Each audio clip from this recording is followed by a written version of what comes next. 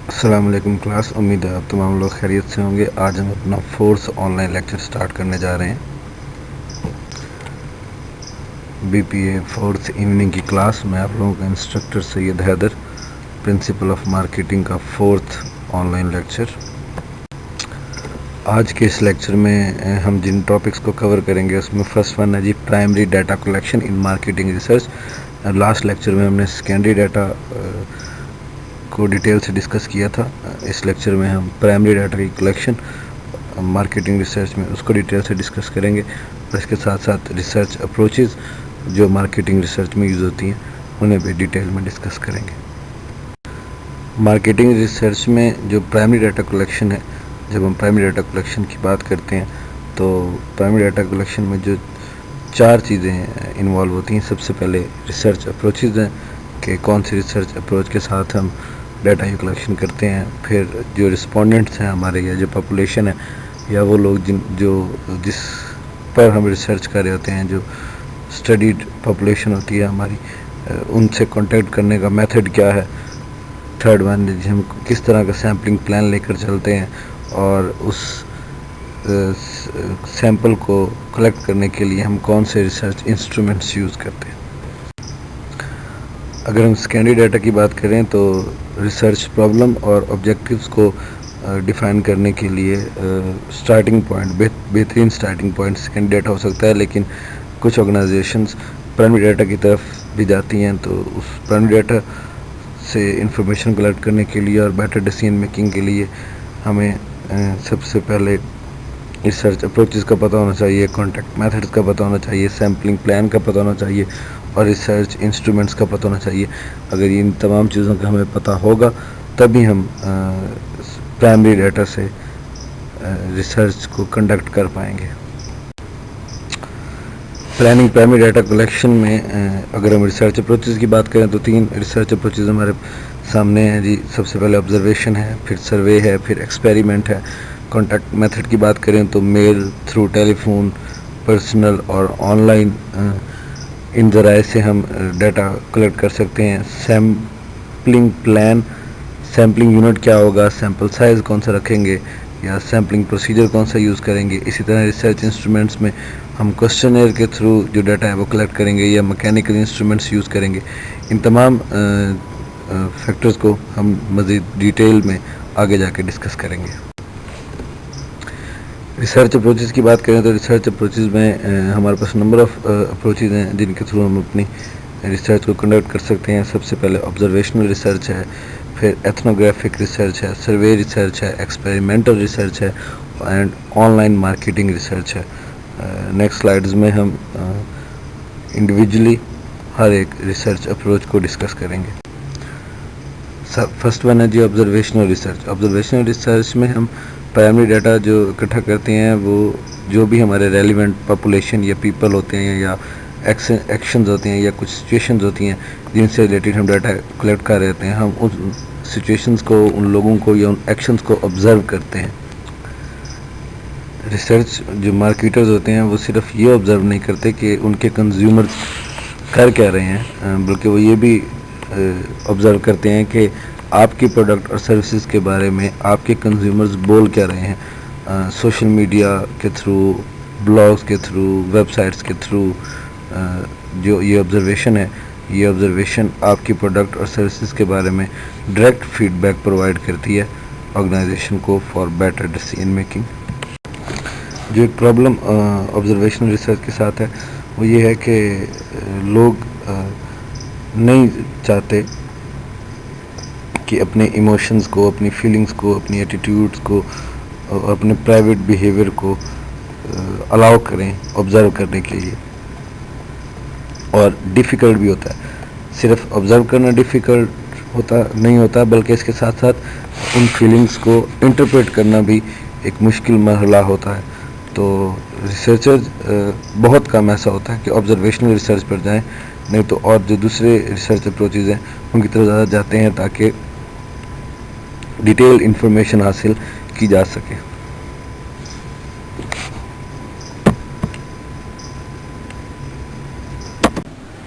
Second approach जो हमारे पास है रिसर्च की वो है एथनोग्राफिक रिसर्च में ये होता है कि ऑर्गेनाइजेशंस ट्रेंड ऑब्जर्वर्स को डाटा कलेक्ट करने के लिए भेजते हैं। इसमें ट्रेंड ऑब्जर्वर के साथ साथ कंपनी के अपने मैनेजर्स और रिसर्चर्स भी हो सकते हैं, साइकोलॉजिस्ट हो सकते हैं, एंथ्रोपोलॉजिस्ट हो सकते हैं, जो कि जाके डाटा कलेक्ट करते हैं थ्रू ऑब्जर्वेशन। मोस्टली कंपनियां एथनोग्राफिक रिसर्च में वेबनोग्राफिक रिसर्च की टर्म यूज़ करती हैं। वेबनोग्राफी रिसर्च ये है कि कंज्यूमर के नेचुरल इन्वायरमेंट को ऑब्जर्व करना थ्रू इंटरनेट, कि ऑनलाइन बाइंग बिहेवियर क्या है कंज्यूमर्स का आपकी प्रोडक्ट और सर्विसेज के बारे में, ऑफलाइन क्या है, कितनी बात की जा रही है आपकी प्रोडक्ट और सर्विसेज के बारे में, उनके रिमार्क्स और फीडबैक क्या है, ये तमाम चीज़ों की ऑब्जर्वेशन एथनोग्राफिक रिसर्च कहलाती है। ऑब्जर्वेशनल या एथनोग्राफिक रिसर्च इतनी ज़्यादा इमर्ज नहीं है जितनी कि ट्रेडिशनल रिसर्च, जिसमें आप क्वेश्चनरी को यूज़ करते हैं या फोकस ग्रुप के थ्रू आप रिसर्च डाटा कलेक्ट करते हैं। जो ट्रेडिशनल क्वांटिटेटिव रिसर्च अप्रोचेज होती हैं उसमें जो क्वेश्चंस आप रेज करते हैं वो सेट फिनोमिनन के बारे में होते हैं। नॉन हाइपोथेसिस जो पहले से सेट होते हैं ट्रेडिशनल अप्रोच उसके लिए बेस्ट है, या वेल डिफाइंड प्रोडक्ट और स्ट्रेटजी क्वेश्चन। कोई भी जो क्वेश्चन, इसके बरक्स जो ऑब्जर्वेशनल रिसर्च है वो फ्रेश कस्टमर इनसाइट जनरेट करती है। इसमें आप ये नहीं देखते कि इस क्वेश्चन का आंसर कितने परसेंट है, मींस कि हम कहते हैं जी सेल बाइंग बिहेवियर का सेल पे क्या इम्पैक्ट पड़ता है, तो ये हमें क्वांटिटेटिव रिसर्च बताती है। लेकिन जो ऑब्जर्वेशनल रिसर्च है उसमें हम और दूसरे जो फैक्टर्स हैं जो हम पहले डिस्कस कर चुके हैं उन फैक्टर्स को भी अकोमोडेट करते हैं। नेक्स्ट है जी हमारे पास सर्वे रिसर्च। सर्वे रिसर्च में हम प्राइमरी डाटा कलेक्ट करते हैं, जो पॉपुलेशन, जिस पॉपुलेशन को हम स्टडी कर रहे हैं हम उनसे क्वेश्चन करते हैं उनके नॉलेज के।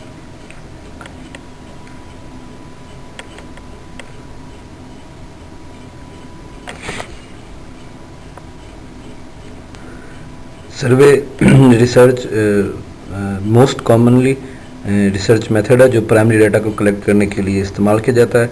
उसमें हम डिस्क्रिप्टिव इंफॉर्मेशन लेते हैं लोगों के बाइंग बिहेवियर के बारे में, उनके नॉलेज के बारे में, एटीट्यूड के बारे में, प्रेफरेंसेस के बारे में, ताकि और ये जो क्वेश्चंस हैं ये डायरेक्टली पॉपुलेशन से या उन लोगों से किए जाते हैं ताकि हमें इनसाइट और बिहेवियर्स का पता लग सके, बारे में, एटीट्यूड के बारे में, प्रेफरेंसेस के बारे में, उनके बाइंग बिहेवियर के बारे में। जो एक प्रॉब्लम ऑब्जर्वेशनल रिसर्च के साथ है वो ये है कि लोग नहीं चाहते कि अपने इमोशंस को, अपनी फीलिंग्स को, अपनी एटीट्यूड्स को, अपने प्राइवेट बिहेवियर को अलाउ करें ऑब्ज़र्व करने के लिए, और डिफ़िकल्ट भी होता है।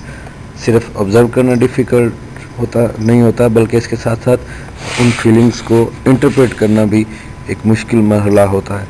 तो रिसर्चर्स बहुत कम ऐसा होता है कि ऑब्जर्वेशनल रिसर्च पर जाएं, नहीं तो और जो दूसरे रिसर्च अप्रोचेज हैं उनकी तरफ ज़्यादा जाते हैं ताकि डिटेल इंफॉर्मेशन हासिल की जा सके।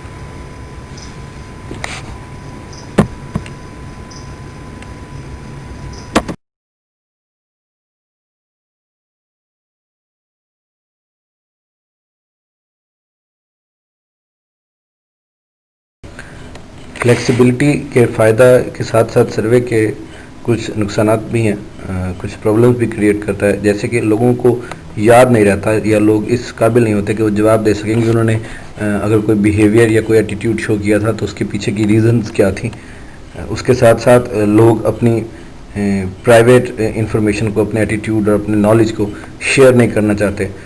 इसके साथ साथ जो इंटरव्यूअर होता है वो अननोन होता है पब्लिक के लिए, तो वो उसे अपना रिलेटेड डाटा प्रोवाइड नहीं करना चाहते। इसके साथ साथ लोग अपने आप को स्मार्टर या ज़हीन शो करने के लिए आपके क्वेश्चंस का आंसर कर देते हैं, और ये ज़रूरी नहीं होता वो जो आंसर्स हों वो उनके ट्रूली एटीट्यूड को शो कर रहा हो। उसके साथ साथ जो आपकी पॉपुलेशन है, जिन लोगों से आप सर्वे कंडक्ट करने जा रहे हैं, उन्हें इस बात का अंदाज़ा नहीं है कि नेगेटिव या पॉजिटिव जो उनके आंसर्स हैं उनका उस रिसर्च पर क्या इम्पेक्ट पड़ेगा, तो वो बस इंटरव्यूअर को खुश करने के लिए तमाम पॉजिटिव आंसर ही कर देते हैं। मुख्तलिफ लोगों के पास टाइम नहीं होता है उन इंटरव्यूज़ या उन सर्वेज़ को आंसर करने के लिए। लाइक एज अगर हम पाकिस्तान की बात करें तो अगर आप टैक्स से रिलेटेड कोई भी सर्वे कंडक्ट करने जाएंगे तो यहाँ का एटमॉस्फेयर और सिचुएशनल फैक्टर्स ऐसे हैं कि अगर आप किसी भी शॉप पे जाते हैं और आप कहते हैं जी हमने टैक्स से रिलेटेड आपसे कुछ सर्वे कंडक्ट करना है तो वो कहेंगे जी नहीं सॉरी, हम आपको ये नहीं दे सकते इन्फॉर्मेशन, ये तो क्लासिफाइड इन्फॉर्मेशन है, जबकि चाहे आपका ताल्लुक किसी यूनिवर्सिटी से हो। तो ये कुछ प्रॉब्लम्स हैं जो सर्वे रिसर्च में सामने आती हैं। जिस तरह जो ऑब्जर्वेशनल या एथनोग्राफिक रिसर्च है वो एक्सप्लोरेटरी रिसर्च में हेल्पफुल होती है और जो सर्वेज हैं वो डिस्क्रिप्टिव रिसर्च के लिए फ़ायदेमंद है। इसी तरह एक्सपेरिमेंटल रिसर्च जो है वो बेस्ट सूटेड है कॉजल इंफॉर्मेशन के लिए। आप कॉज एंड इफ़ेक्ट रिलेशनशिप देखते हैं। जो experiments involve selecting matched groups और subjects, giving them different treatments, controlling unrelated factors and checking for differences in group responses.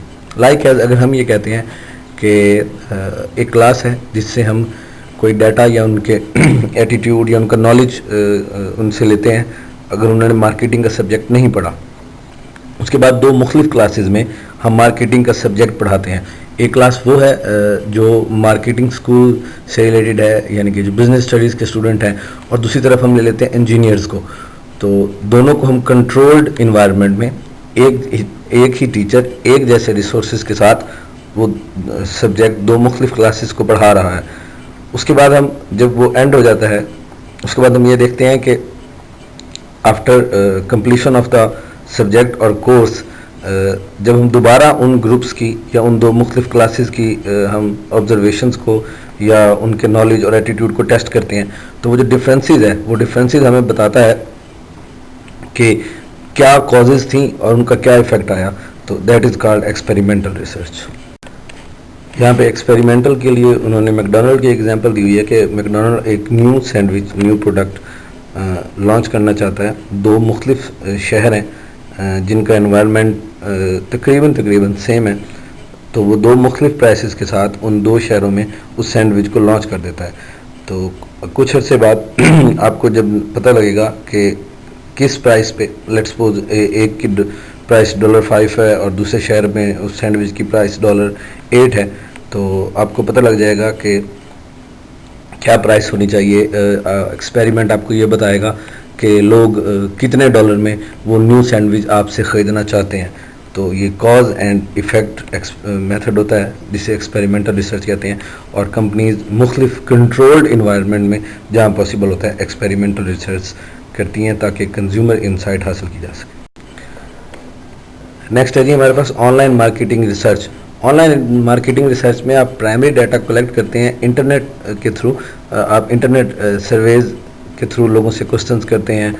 Online focus group जो हैं आप उन्हें नज़र में रखते हैं, उनको मॉनिटर करते हैं, वेब बेस्ड एक्सपेरिमेंट्स करते हैं, कंज्यूमर्स के ऑनलाइन बिहेवियर को मॉनिटर करते हैं और इवेल्युएट करते हैं कि कंज्यूमर्स ऑनलाइन चीज़ें कितना ख़रीद रहे हैं, जिससे आपको इनसाइट मिलता है कंज्यूमर के बारे में। आज के इस दौर में इंटरनेट एक बहुत बड़ी रियलिटी है और जो इंटरनेट का यूज़ है फॉर बाइंग बिहेवियर और मार्केटिंग पर्पसेस वो बहुत ज़्यादा बढ़ गया है।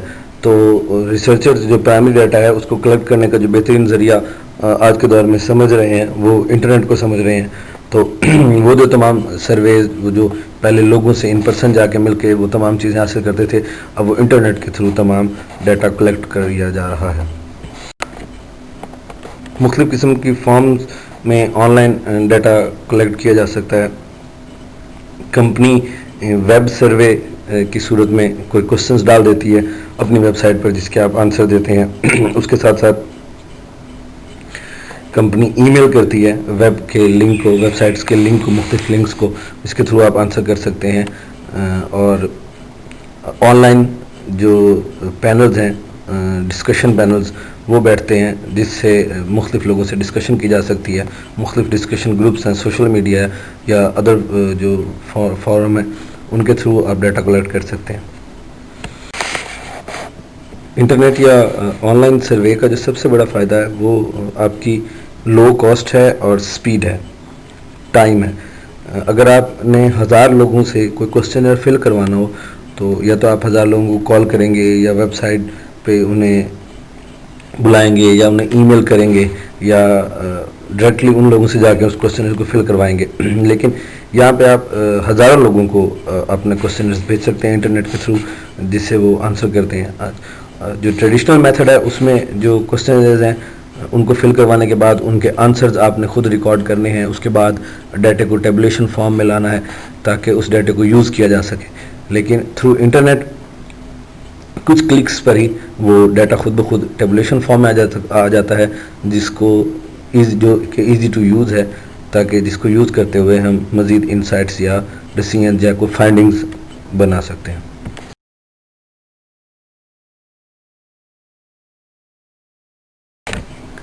होपफुली आज का ये लेक्चर आप लोगों को समझ आ गया होगा। आज के इस लेक्चर से रिलेटेड आप लोगों का कोई भी क्वेश्चन हो तो मैं आप लोगों के लिए अवेलेबल हूँ। Thank you.